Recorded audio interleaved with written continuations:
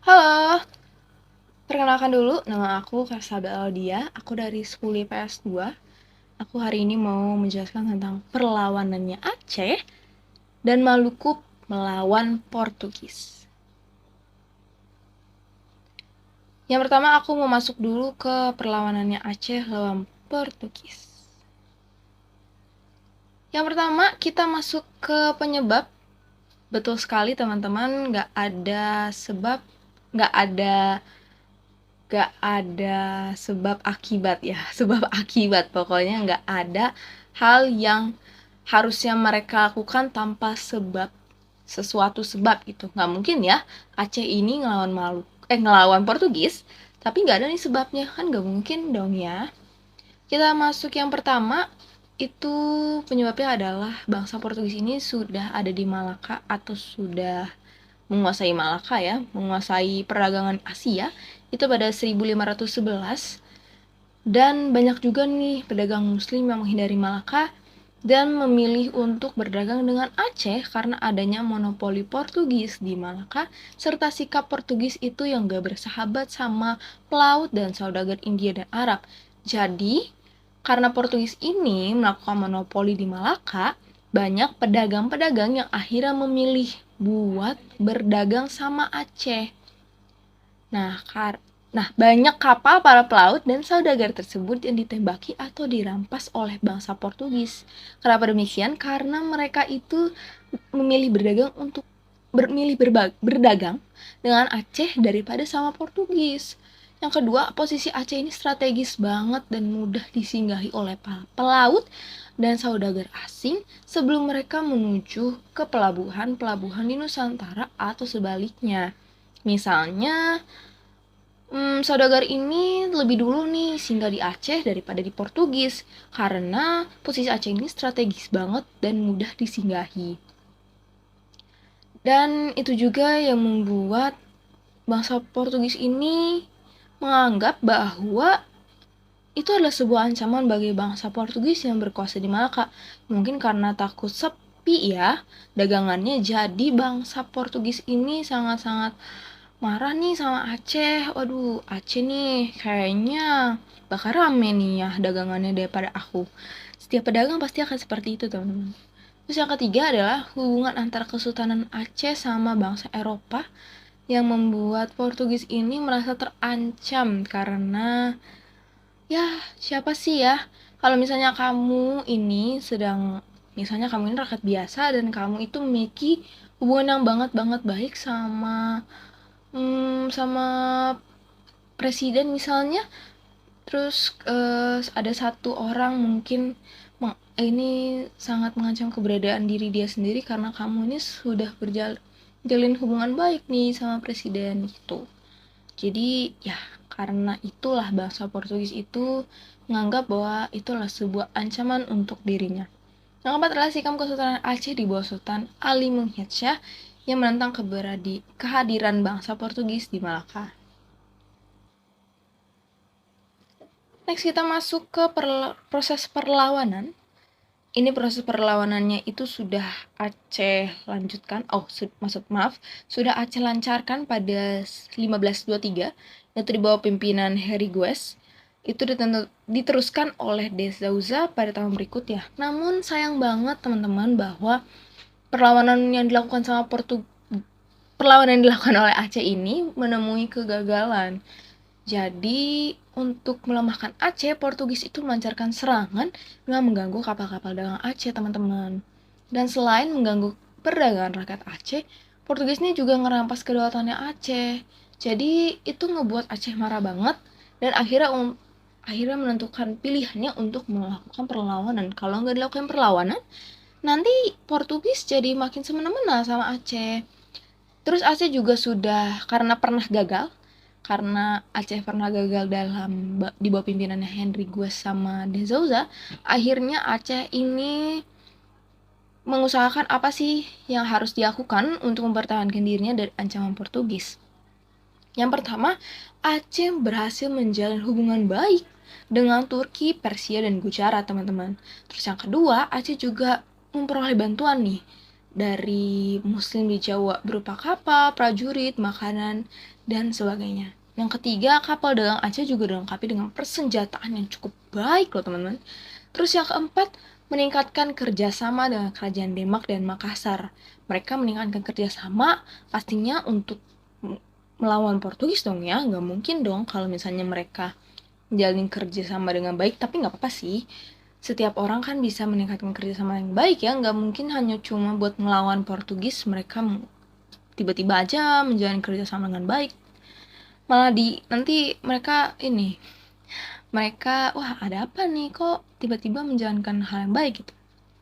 Terus puncak perlawanan ini itu ada pada pemerintahan Sultan Iskandar Muda, itu ada pada tahun 1607 sampai 1636. Dan Sultan Iskandar Muda ini mencoba menambahkan kekuatan dengan melipat gandakan kekuatan pasukannya. Itu dengan kapal-kapal besar yang berisi 600 sampai 800 prajurit dan pasukan kavaleri dilengkapi dengan kuda Persia, menyiapkan pasukan gajah dan milisi infanteri. Perlawanan ini terus banget berlanjut dan permusuhan antara Aceh sama Portugis ini masih tetap berlangsung, sama-sama nggak bisa ngalahin satu sama lain gitu karena sama-sama kuat. Tapi akhirnya Malaka jatuh ke tangan VOC pada tahun 1641. Kenapa akhirnya Malaka jatuh ke tangan VOC? VOC ini maksudnya baik ya, untuk menjadikan Malaka sebagai pelabuhan yang ramai lagi dan menghidupkan kembali kegiatan perdagangan seperti yang pernah dialami oleh Malaka sebelum kedatangan Portugis dan VOC. Akhirnya Aceh ini mulai mundur teman-teman, setelah Iskandar Muda ini wafat dan diganti sama Iskandar Thani. Tapi pada pemimpinan Iskandar Thani juga Aceh masih dapat mempertahankan kebesarannya. Tapi setelah Aceh dipimpin oleh Sultan Safiyatuddin, Aceh ini nggak bisa loh teman-teman berbuat banyak untuk mempertahankan kebesarannya. Jadi mulai turun. Terus ada tokoh penting ya, gak mungkin banget gak ada tokoh penting di cerita perlawanan ini. Jadi tokoh penting dari perlawanan Aceh terhadap Portugis ini adalah Sultan Ali Alaiddin Mulyad Shah, atau pendiri dari Sultan pertama Kesultanan Aceh yang bertahta dari tahun 1514 sampai meninggalnya tahun 1530. Sultan Alaiddin ini atau Sultan Ali ini sudah menyumbangkan hal yang besar banget untuk perlawanan Aceh ini dengan membebaskan Aceh dari upaya penjajahan Portugis, dan dia juga dia yang berperan sebagai perlawanan atau pemimpin perlawanan Aceh sama Portugis teman-teman. Yang terakhir kita masuk ke akhir perlawanannya. Karena Aceh ini semakin kuat karena tadi sudah menjalin kerjasama, sudah mendapatkan bantuan juga, akhirnya Portugis ini memilih menyerah, dan akhirnya mereka mengembalikan atau menyerahkan harta benda yang mereka rampas dari Aceh. Dan akhirnya Portugis ini kalah nih teman-teman. Jadi yang menang adalah Aceh, seperti itu. Kita masuk ke perlawanannya Maluku melawan Portugis. Yap, kita harus tahu dulu penyebab apa yang membuat Maluku itu melawan Portugis. Karena tidak mungkin Maluku menyerang Portugis secara cuma-cuma. Mereka kalau cuma-cuma jadinya membuang energi ya teman-teman. Yang pertama masalahnya adalah karena Portugis ini ngadain politik monopoli perdagangan rempah. Jadi Portugis ini serakah banget dengan mematok rendah harga cengkih yang membuat rakyat Maluku sengsara dong ya. Jadi mereka mematok harganya tuh rendah banget untuk rakyat-rakyat Maluku. Gak mungkin dong ya, monopoli banget loh yang kayak gitu teman-teman. Kita masuk ke proses perlawanannya. Jadi pada tahun 1511, Portugis ini melakukan perjalanan menuju Indonesia bagian timur untuk cari mana sih ya wilayah rempah-rempah yang terbesar dan banyak gitu loh. Jadi mereka tuh mana sih yang besar banget nih rempah-rempah di Nusantara. Jadi Portugis tuh nyari di mana ya. Terus akhirnya mereka bertemulah dengan wilayah Malaka, atau mereka mulai mengalihkan perhatiannya ke wilayah Maluku, sebab kala itu Maluku ini dikenal sebagai penghasil rempah-rempah terbesar karena mereka nih ngelihat, wah wilayah Malaka nih gede banget nih kayaknya ya. Tapi mereka mulai mengalihkan perhatiannya nih ke wilayah Maluku karena sebab kala itu maksudnya karena daerah Maluku tuh lagi gede-gedenya nih. Wah, penghasil rempah terbesar pokoknya di Nusantara, teman-teman. Terus akhirnya pada akhir tahun 1512, Alfonso de Albuquerque mengirimkan sebuah ekspedisi nih ke daerah Maluku dan sekitarnya, antara lain Kepulauan Aru, Ambon, dan Banda. Lalu ekspedisi kedua diarahkan menuju ke Ternate dan Tidore yang kala itu bangsa Portugis diterima oleh masyarakat secara ramah. Mereka belum tahu bahwa Portugis ini ke Maluku atau ke wilayah Malaka nih dengan hal atau rencana jahat ya, pokoknya mereka masih menerima Portugis dengan secara ramah. Baru ekspedisi yang sudah tadi diarahkan itu dilanjutkan lagi pada tahun 1518 di Maluku, yang kala itu bangsa Portugis berhasil melakukan hubungan kerjasama dagang dengan kerajaan-kerajaan Maluku. Berarti Portugis sudah masuk atau sudah mulai melakukan hubungan kerjasama, sudah mulai mau menguasai Maluku secara tidak langsung ya teman-teman. Baru pada tahun 1512 bangsa Portugis ini datang ke Maluku bersamaan dengan bangsa Spanyol sehingga muncullah persaingan. Jadi bangsa Portugis ini datang duluan ya teman-teman, baru ekspedisinya dilanjutkan gitu. Terus ada namanya perjanjian Saragossa, atau yang berisikan tentang bahwa Spanyol ini harus pergi banget dari Nusantara. Pokoknya Spanyol ini harus pergi dari khususnya wilayah Maluku, tapi mereka tuh dapat imbalan dari Maluku. Biar Spanyol ini pergi, akhirnya Maluku memberikan imbalan deh. Pokoknya aku kasih kamu 350.000 bukit emas, tapi kamu harus pergi dari wilayah Maluku ya. Gitu. Baru akhirnya di bawah kepemimpinan Sultan Hairon dari kerajaan Ternate, rakyat Maluku akhirnya bangkit untuk menentang Portugis. Kayaknya Maluku di sini sudah mulai sadar bahwa kayaknya Portugis sudah memperlakukan kita secara nggak adil ini. Mereka sudah mulai makan monopoli terhadap rakyat Maluku. Baru hal tersebut langsung menyebabkan pertempuran hebat dipimpin oleh Sultan Babula atas perintah dari Sultan Babula nih ya. Sultan Babula ini akhirnya langsung bergegas melakukan perlawanan kepada Portugis. Baru pasukan Ternate ini mengepung benteng Sao Paulo dan memutuskan hubungannya dengan dunia luar. Akhirnya Sao Paulo ini, kalau tidak salah teman-teman, adalah seperti tempat berkumpulnya Portugis. Jadi akhirnya pasukan Ternate ini mengepung benteng Sao Paulo yang kala itu mungkin merupakan tempat berkumpulnya Portugis. Kemudian pada 1575, seluruh kekuasaan Portugis yang ada di Maluku telah jatuh dan suku-suku kerajaan pribumi juga mendukung aksi perebutan kekuasaan tersebut. Pemberontakan terjadi di mana-mana dan menjadikan bangsa Portugis sebagai sasarannya.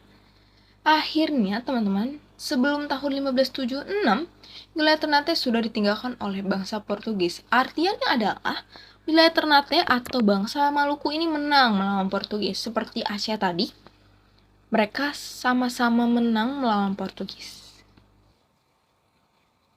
Kita masuk ke tokoh penting.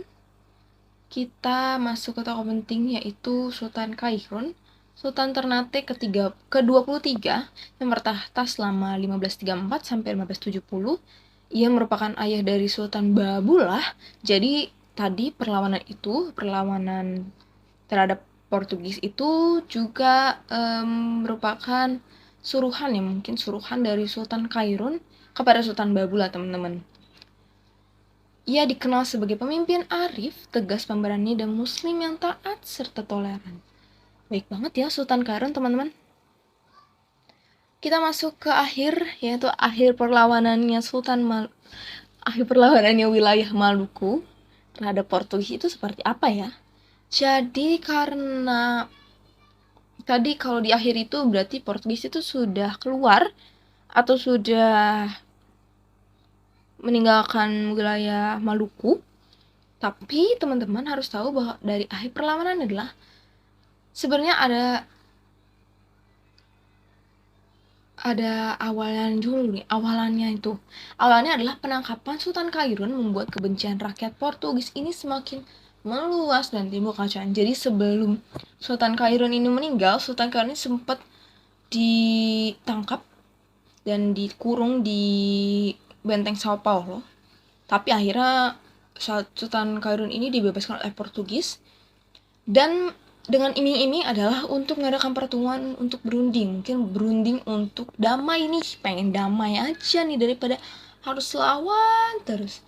Tapi ternyata teman-teman, Portugis itu tidak benar-benar mengadakan pertemuan untuk berunding kepada Sultan Khairun, namun Portugis ini membunuh Sultan Khairun dengan iming-iming tadi, dengan iming-iming dibebaskan untuk berunding damai. Tapi ternyata Sultan Khairun ini malah dibunuh sama Portugis. Merasa rajanya dihianati atau mereka dihianati oleh Portugis, akhirnya Sultan Babula itu mengepung benteng Sao Paulo, teman-teman. Jadi tadi Sao Paulo kan digepuk ya, maksudnya di mengepung. Jadi tadi Sultan Babula kan tadi mengepung benteng Sao Paulo. Tadi kenapa? Karena Sultan Khairun itu bapaknya itu ditangkap tapi akhirnya dibunuh. Dan terus Sultan Babula juga mengirimkan armadanya ke Ambon untuk memburu Portugis. Jadi harus diburu dan harus benar-benar Portugis itu keluar dari wilayahnya Maluku. Dan efektif banget loh ternyata strategi ini, teman-teman.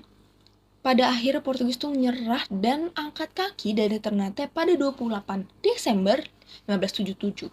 Tapi karena Maluku ini masih baik hati ya sama Portugis, jadi Portugis masih bisa memusatkan kekuatan dan kekuasaannya di Ambon untuk sementara waktu aja. Jadi nggak selamanya ya teman-teman.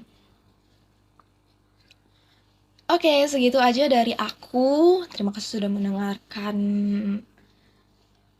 penjelasan aku, semoga bermanfaat dan terima kasih.